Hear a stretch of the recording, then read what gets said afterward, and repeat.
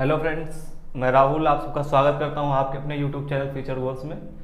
अभी तक हम बात कर रहे थे टेंस में फ्यूचर टेंस की। तो फ्यूचर टेंस का हमने फ्यूचर इंडेफिनिट देख लिया था और फ्यूचर कॉन्टिन्यूअस डिस्कस कर लिया था। अब हम बात करेंगे थर्ड टेंस की। तो फ्यूचर परफेक्ट टेंस की बात करेंगे। तो फ्यूचर परफेक्ट टेंस में क्या होता है कि इसमें जो समय दिया होता है या जो काम पूरा होने की संभावना की जाती है वो एक बता दी जाती है कि ये काम जो है किस समय तक पूरा हो जाएगा या पूरा हो चुका होगा।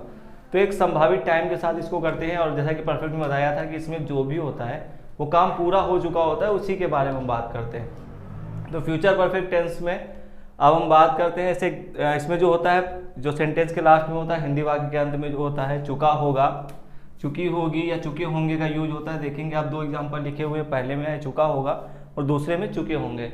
अब इस सेंटेंस को जब सॉल्व करते हैं, ट्रांसलेट करते हैं, तो सबसे पहले जो चीज़ आती है इसका बेसिक जो रूल होता है वो किस रूल से सॉल्व होता है। तो रूल इसका होता है सबसे पहले सब्जेक्ट, उसके बाद विल हैव और शैल हैव का यूज करते हैं, फिर वर्ब के थर्ड फॉर्म और ऑब्जेक्ट का इस्तेमाल करते हैं।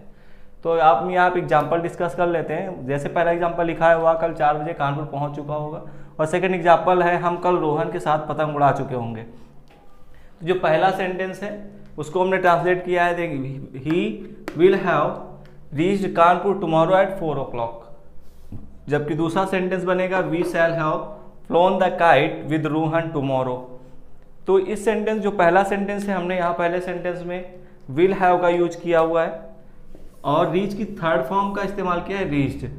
तो विल हैव यानी हमने बताया था, आपको पहले भी डिस्कस कर चुके हैं कि सब्जेक्ट आई और वी के अलावा जो भी सब्जेक्ट होता है फ्यूचर टेंस में, उसमें हेल्पिंग वर्ब के रूप में आई विल का यूज करते हैं और आई और वी के साथ शैल का इस्तेमाल करते हैं। और उसके बाद और इसमें आई विल और शैल के साथ जो ऐड कर देते हैं, सिर्फ है वो ऐड कर देते हैं। बाकी कोई भी परफेक्ट टेंस हो, किसी भी टेंस का हो, परफेक्ट टेंस हो उसका पार्ट, तो हमेशा उसमें वर्ब की थर्ड फॉर्म का यूज होता है। अब सेकेंड सेंटेंस में हमने लिखा है we shall have flown the kite with Rohan tomorrow. तो यहाँ पे शैल हैव का यूज हुआ क्योंकि यहाँ पे वी सब्जेक्ट है, और पहले सेंटेंस में विल हैव का यूज हुआ क्योंकि यहाँ सब्जेक्ट ही है, और फ्लाई के थर्ड फॉर्म का यूज किया जो आती है फ्लोन। तो इस तरह से किया। और हम एक चीज़ और भी ये डिस्कस कर सकते हैं, टुमारो हम सेंटेंस के बाद में भी लास्ट में भी लिख सकते हैं और इसको हम रोहन के पहले यहाँ पर भी लिख सकते हैं। तो ये चीज़ें होती हैं जो अफर्मेटिव सेंटेंस में होती हैं। इसके बाद आता है हमारा निगेटिव सेंटेंस। हम निगेटिव सेंटेंस की बात कर लेते हैं। आइए अब हम बात कर लेते हैं निगेटिव सेंटेंस की। निगेटिव सेंटेंस यानी नकारात्मक वाक्य, यानी वो वाक्य जिनका उत्तर हम नकारात्मक तरीके से देते हैं, वही हमारे निगेटिव सेंटेंस यानी नकारात्मक वाक्य कहलाते हैं। अब नकारात्मक सेंटेंस फ्यूचर परफेक्ट टेंस में कैसे सॉल्व करते हैं, इसका रूल क्या होता है, उसको डिस्कस करते हैं। तो इसमें सबसे पहले सब्जेक्ट आता है। अभी तक हमने अफर्मेटिव सेंटेंस में क्या किया था, विल हैव और शैल हैव का इस्तेमाल किया था। इसमें करना सिर्फ इतना होता है, जो नॉट होता है उसको विल या शैल यानी विल नॉट हैव और शैल नॉट हैव के रूप में यूज करते हैं। यानी विल और हैव के बीच में नॉट आ जाएगा, यदि शैल है और हैव है तो दोनों के बीच में नॉट आ जाएगा, और वर्ब की थर्ड फॉर्म का यूज करेंगे, साथ में ऑब्जेक्ट का इस्तेमाल करते हैं। अब एग्जाम्पल देख लेते हैं। जैसे सीता ने अपना पाठ नहीं याद किया होगा, तो हो जाएगा सीता ने अपना पाठ नहीं याद किया होगा, पहला सेंटेंस है। दूसरा, मैं कल तुम्हारे साथ पार्क में नहीं आऊँगा या नहीं आ चुका होऊंगा, ये भी हम बोल सकते हैं। तो पहले सेंटेंस को ट्रांसलेट करेंगे तो Sita will not have learn her lesson, और second sentence I shall not have come in the park with you tomorrow, यानी कल के लिए टुमारो का इस्तेमाल करेंगे। तो ये सेंटेंस हमारे बनेंगे। अब जैसे हमने पहले में विल नॉट हैव का इस्तेमाल किया, दूसरे में शैल नॉट हैव का इस्तेमाल किया। तो अभी पिछले सेंटेंस में भी मैंने बताया कि आई और वी दो ऐसे सब्जेक्ट होते हैं जिसके साथ शैल हैव या शैल नॉट हैव का यूज करते हैं, यानी शैल के साथ जो भी यूज करना है वो शैल के साथ यूज करेंगे। और आई और वी को छोड़ करके, यानी instead of I and we, इन सब के स्थान पर जो इनको छोड़ करके बाकी सभी सब्जेक्ट के साथ विल हैव या विल हैव का इस्तेमाल करते हैं या विल नॉट हैव का इस्तेमाल करेंगे। हाँ, एक कंडीशन होती है, और कोई चीज़ जोड़ दे के कहा जा रहा है, फोर्सफुली कहा जा रहा है, या कोई चीज़ सर्टेन है यानी निश्चित है, ये पूरे भरोसे के साथ कही जा रही है, तो वहाँ जो हमारी हेल्पिंग वर्ब्स हैं वो आपस में इंटरचेंज हो जाती है। यानी जहाँ पे विल हैव या विल नॉट हैव का इस्तेमाल होता है, वहाँ पे शैल हैव या शैल नॉट हैव का इस्तेमाल करेंगे। तो ये हमारे निगेटिव सेंटेंस में होता है। इसके बाद आता है हमारा इंट्रोगेटिव। आइए अब हम बात कर लेते हैं थर्ड टाइप ऑफ सेंटेंस यानी इंट्रोगेटिव सेंटेंस की। इंट्रोगेटिव सेंटेंस यानी प्रश्नवाचक वाक्य। प्रश्नवाचक वाक्य दो तरह के होते हैं। जैसे मैंने बताया था कि पहला होता है सिंगल इंट्रागेटिव, दूसरा डबल इंट्रागेटिव। सबसे पहले सिंगल इंट्रागेटिव की बात कर लेते हैं। सिंगल इंट्रागेटिव सेंटेंस वो होता है जिसका जवाब हम एक शब्द में देते हैं या जिसमें प्रश्नवाचक शब्द जो है हिंदी वाक्य के प्रारंभ में आता है, तो वो सिंगल इंट्रागेटिव सेंटेंस कहलाता है। अब सिंगल इंट्रागेटिव सेंटेंस जैसे मैंने बताया कि जो हिंदी का वाक्य है उसमें जो प्रश्नवाचक शब्द होता है, क्या, क्यों, कब, कहाँ, किसने, ये वाक्य के प्रारंभ में आता है। तो यहाँ पे क्या है, वाक्य के प्रारंभ में आया, पहले सेंटेंस में भी दूसरे सेंटेंस में भी। अब इस प्रकार के सेंटेंस जब ट्रांसलेट करते हैं तो जब ट्रांसलेट कर रहे होते हैं उस समय क्या करते हैं कि हम इसको हेल्पिंग वर्ब से ट्रांसलेट करना शुरुआत करते हैं, यानी इसकी शुरुआत हम करते हैं हेल्पिंग वर्ब से। जब भी हम इसका अनुवाद करेंगे हेल्पिंग वर्ब से करेंगे। आइए हम एग्जाम्पल देख लेते हैं। तो एग्जाम्पल पहले लिखा हुआ है, क्या राजेश कल तुम्हारे पास पहुंच चुका होगा। दूसरा सेंटेंस है, क्या चपरासी शिक्षकों को पानी पिला चुका होगा। तो दो सेंटेंस लिखे हुए हैं। तो पहले आप इस सेंटेंस को ट्रांसलेट करेंगे तो आप देखेंगे कि यहाँ लिखा हुआ है will Rajesh have reached to you tomorrow या कम टू यू टुमारो। हम क्या कर सकते हैं, तुम्हारे पास के लिए, यानी आना या पहुंचना। पहुंचने की क्या होती है, रीच। रीच की थर्ड फॉर्म रीच होती है, और आना या पहुंचना एक ही चीज होती है। तो कम आना हो गया हमारा, तो काम राजेश के पास पहुंचना, राजेश के पास, राजेश का मतलब तुम्हारे पास पहुंचना या तुम्हारे पास आना।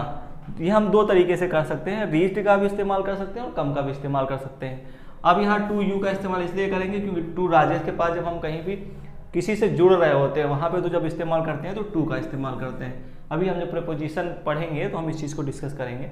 और टुमारो और इंट्रोगेटिव साइन लगाना मोस्ट इंपॉर्टेंट होता है, जो बहुत सारे स्टूडेंट्स ये गलती कर देते हैं, वो इंट्रोगेटिव साइन नहीं लगाते हैं।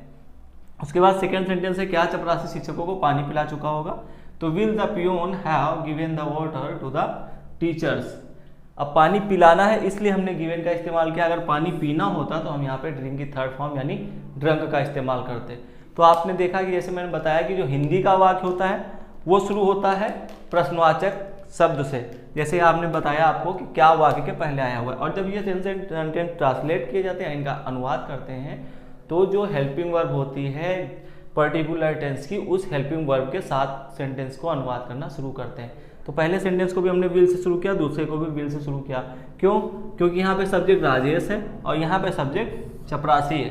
तो ना तो यहाँ पे आई है ना यहाँ वी है, तो सिंपल रूल के अकॉर्डिंग हम यहाँ पे इसकी स्टार्टिंग जो करेंगे वो विल से करेंगे। अगर यहाँ पे कोई चीज़ जोड़ दे के कही गई होती तो हम इसका सैल से जो इसका स्टार्टअप करते हैं वो, या इसको ट्रांसलेट करना शुरू करते हैं तो सैल से करते हैं। तो ये हमारा सिंगल इंट्रोगेटिव सेंटेंस था। अभी हम बात करते हैं डबल इंट्रोगेटिव सेंटेंस। आइए अब हम बात कर लेते हैं डबल इंट्रोगेटिव सेंटेंस की।